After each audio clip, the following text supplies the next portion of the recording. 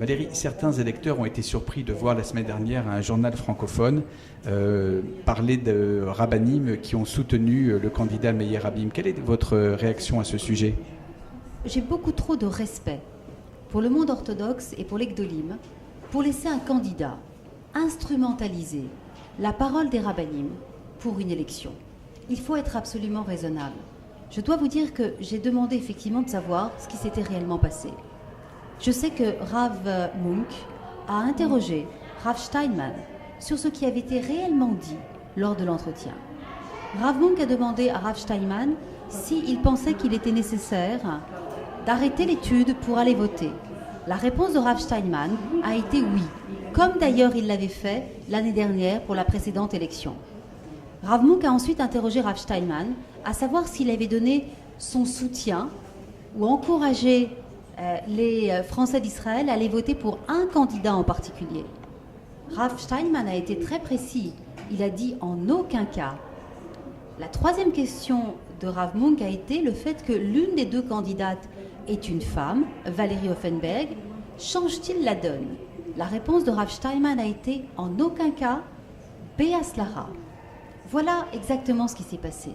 Je veux dire aux Français d'Israël que c'est trop important. Cette élection est essentielle. Nous devons, et vous devez, vous définir sur des vrais critères. Et en particulier là, la vérité et la confiance. Vous devez, en mettant votre bulletin de vote dimanche 9 ou par électronique depuis hier, vous demander si vous pouvez faire confiance au candidat qui va vous représenter. Alors, bien entendu, avoir l'appui des rabbinim est important. Je vais vous dire, j'ai moi aussi les brachot et le soutien de très nombreux rabbinim. Mais je considère que cette question est trop importante pour être étalée en public. Elle est profondément personnelle et je me réjouis d'avoir le soutien et la bracha de nombreux rabbinim. Mais je n'oublie pas que je me présente à un poste de député à l'Assemblée nationale française, républicaine et laïque. Et je m'interroge sur l'impact que pourraient avoir ces images ou ces recommandations auprès des autres élus et auprès des autres Français.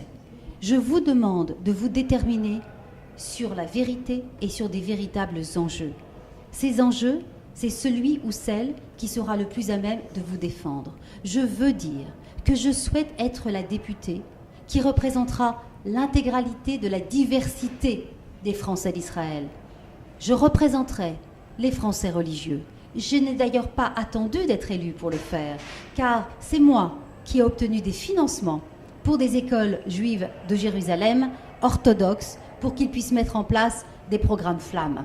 C'est moi qui ai travaillé avec certains religieux de Jérusalem pour qu'ils puissent avoir aussi des aides du gouvernement français. Mais je veux aussi représenter les Français de Tel Aviv qui font rayonner Israël à travers le monde grâce au high-tech. Je veux représenter ces merveilleux étudiants qui sont dans les universités aussi du Ternion, de Jérusalem, de Tel Aviv, de Herzliya, qui eux aussi ont besoin d'une députée qui sera là pour aider à la reconnaissance des diplômes. Je veux représenter les Français de Natania, d'Ashdod, qui rêvent d'une francophonie encore plus forte. Je serai la députée de vous tous, Français d'Israël. Et une fois encore, je n'accepte pas que l'on parle de bons juifs ou de mauvais juifs. Nous sommes dans une élection pour élire un député à l'Assemblée nationale française. Soyons dignes du poste auquel nous vous demandons la confiance.